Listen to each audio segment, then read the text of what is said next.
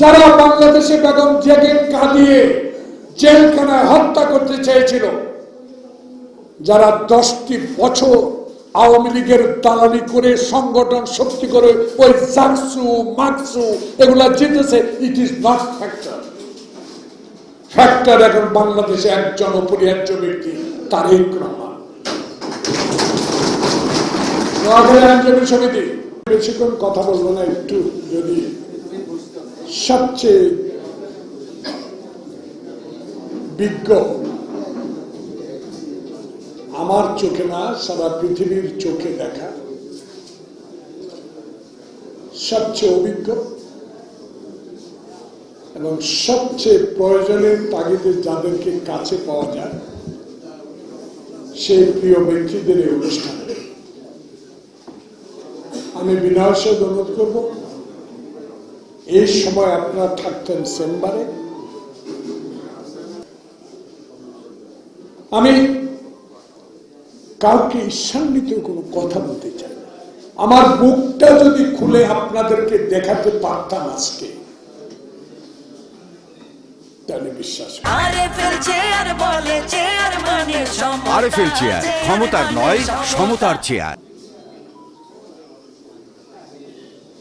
কারণ আমি তো দেখেছি, সবচেয়ে কাছে ছিলাম আমি 5টি বছর যখন পার্লামেন্টে 2008 থেকে 14, যে নেত্রীটা 30 তারিখ সকালে চোখের পানি ভাসিয়ে চলে গেলেন, তার সবচেয়ে 4 ইঞ্চি দূরে আমার জায়গাটা ছিল।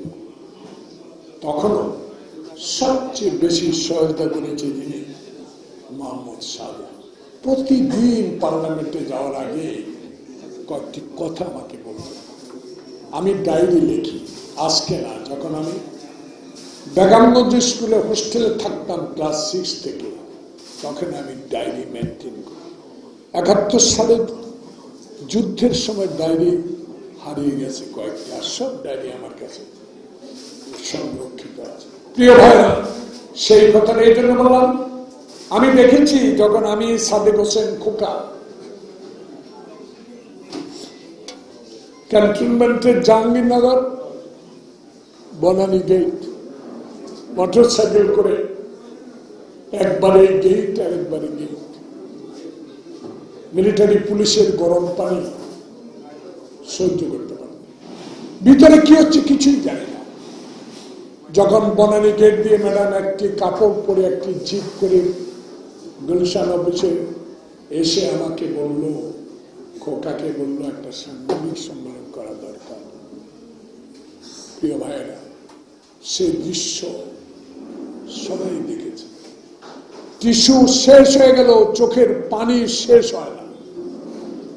সেই দৃশ্য যদি মনে থাকে, শুধু 29 তারিখে মাইজদির এই উকিলের রয়ারের ভোট নয়, যদি 30 তারিখে অগণিত মানুষের, 31 তারিখের জানাজায় কোটি মানুষের অংশগ্রহণ, 25 তারিখে যদি রাজকীয় এই সম্বর্ধনা মনে থাকে, তাহলে জনাব মাহবুব আলমগীর আলম, জনাব হারুনুর রশিদ, আপনাদের বক্তব্য আপনি বলেছেন আইনি সহায়তার জন্য লয়ার লিস্ট পাঠিয়েছেন, সাদরে গ্রহণ করলাম। কিন্তু আমরা যারা কয়েকজন লোক গত 2টি মাস এই প্রচন্ড শীতের মধ্যে দিয়ে চেহারা দিকে তাকান, 78 কেজি, আমি 68 কেজি চলে আসছি। আওয়ামী লীগ নয়, জামাত নয়, নিজের লোকদের বিরুদ্ধে লড়াই করতে করতে আজকে এই পথে